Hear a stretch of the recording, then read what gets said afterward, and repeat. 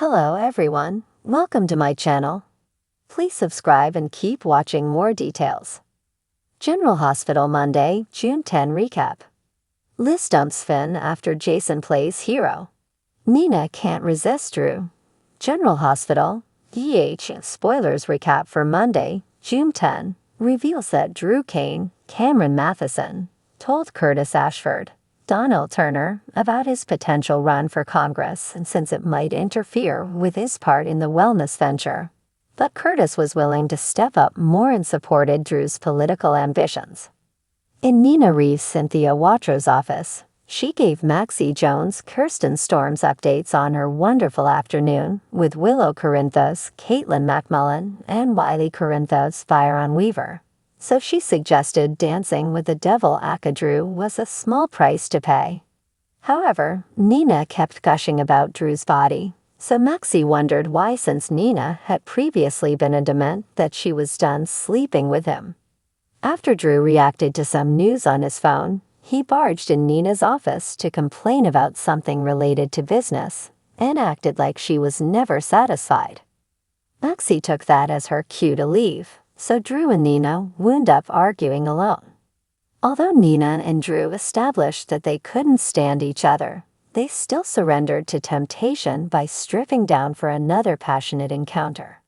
At the Surf Lodge, Michael Corinthos Chad Duell dined with Willow on their date night, so that gave her a chance to tell him what happened with Nina at the pool.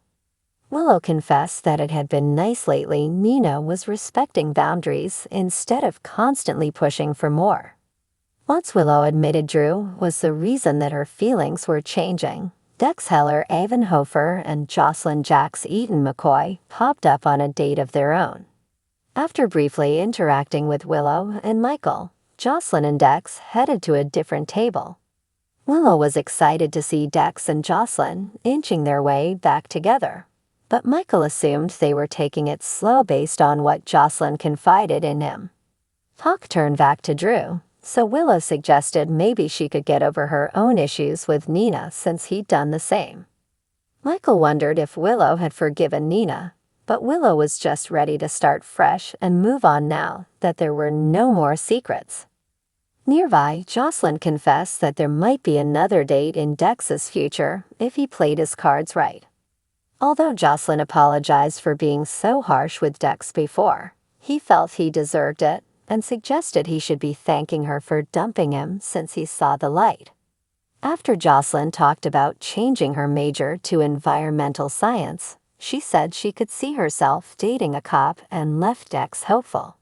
At the Quartermaine mansion, Harrison Chase, Josh Swickard, and Brooklyn Quartermaine, Amanda Sutton relayed their concerns about Hamilton Finn's Michael Easton drinking to Tracy Quartermaine, Jane Elliott. Despite Brooklyn and Chase's good intentions of protecting Violet Finn Juffield love while Finn went to rehab, Tracy doubted Finn would respond well to their efforts. That said, Tracy offered her support and hoped that Finn could be persuaded. At Finn's apartment, Barb Devin Ogden asked if Elizabeth Baldwin Rebecca Hurst was Finn's wife. Elizabeth called herself the ex-girlfriend instead, so Barb thought Liz should back off since Finn had moved on. After Elizabeth pushed Barb to go home and sleep it off, Barb finally left in a huff. Finn ranted that Liz didn't get to judge him and acted like she'd abandoned him while he was grieving. Elizabeth shut down that idea and hoped Violet wasn't around for any of this.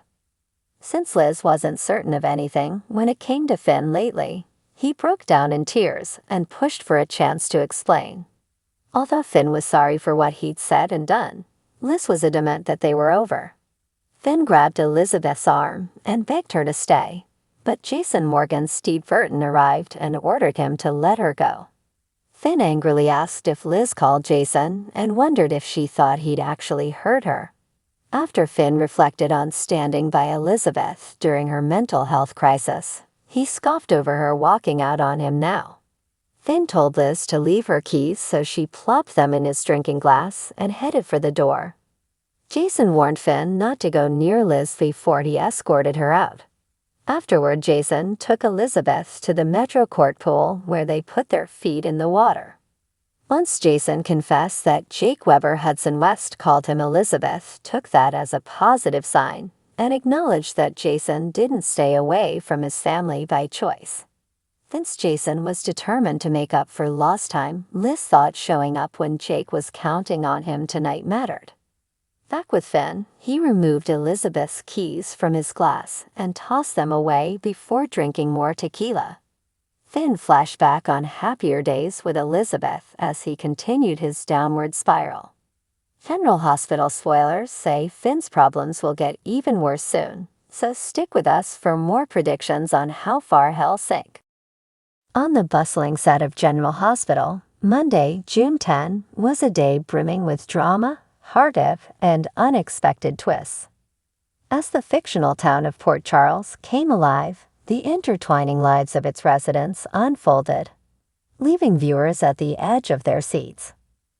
The day began with Elizabeth "Liz" Weber standing in the chilly corridors of the hospital, her expression a storm of conflicting emotions.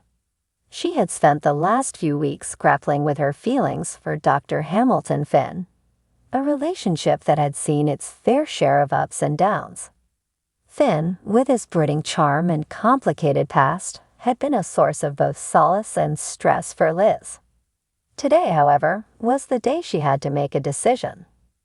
As she walked towards the nurse's station, she found herself lost in memories of the times Finn had been there for her, contrasted starkly with the moments of doubt and mistrust.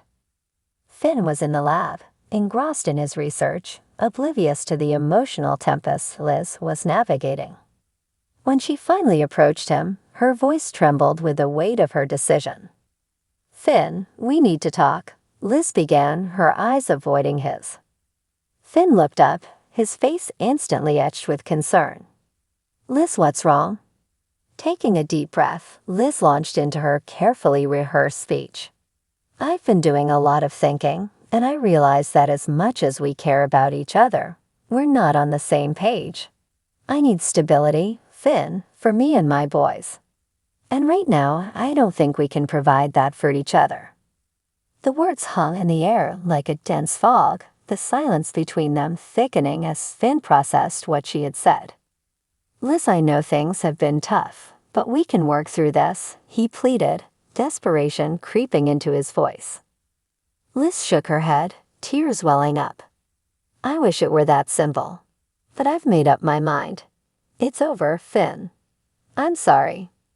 Finn's shoulders slumped in defeat as Liz walked away, leaving him to grapple with the sting of rejection and the void her absence would leave. Meanwhile, across town, Jason Morgan was in the midst of a high-stakes situation. The infamous enforcer for Sonny Corinthos had gotten wind of a potential threat against the hospital. With his usual mix of calm and intensity, Jason sprang into action, determined to protect the place that had saved him countless times and the people he loved. His investigation led him to a dark alley where a gang of thugs were plotting their next move. Jason, with his uncanny ability to anticipate danger, managed to subdue the criminals just as they were about to strike. His heroics did not go unnoticed, and soon the hospital staff were buzzing about how Jason had once again come to their rescue. The aura of danger and the thrill of his daring exploits only added to the legend of Jason Morgan. Amidst the chaos, Nina Reeves found herself in an unexpected encounter. Having recently reconciled with her daughter, Willow, Nina was trying to navigate her tumultuous emotions.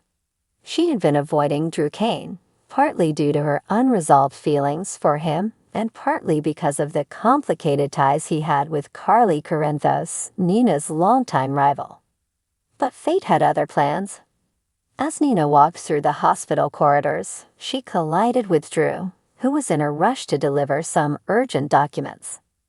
The impact sent papers flying, and as they bent down to pick them up, their hands brushed. Nina felt a spark, a reminder of the chemistry they had once shared. "Nina," Drew said, his voice softening. "I've missed you." Nina looked up, her heart racing. "Drew, we can't do this. It's too complicated." Drew shook his head, a determined glint in his eyes. Life is complicated, Nina, but that doesn't mean we have to ignore what's right in front of us. The intensity of the moment was palpable. Nina felt her resolve weakening. She had been fighting her feelings for Drew for so long, but now, standing so close to him, she realized how futile that fight was. Drew, she began, but the words failed her. In a bold move, Drew took her hand, his touch gentle yet firm. Nina, we owe it to ourselves to see where this goes. Caught between her fears and her desires, Nina felt a surge of courage. Okay, she whispered. Let's see where this goes. As the day drew to a close, Port Charles seemed to hum with the aftermath of the day's events. Liz returned home to the comforting embrace of her children, finding solace in their unconditional love. Finn, heartbroken but resilient, buried himself in his work, determined to move forward. Jason, the town's unsung hero, received quiet gratitude from those whose lives he had saved, though he remained ever vigilant for the next threat. And Nina, hand in hand with Drew, took tentative steps towards a future that held both promise and uncertainty.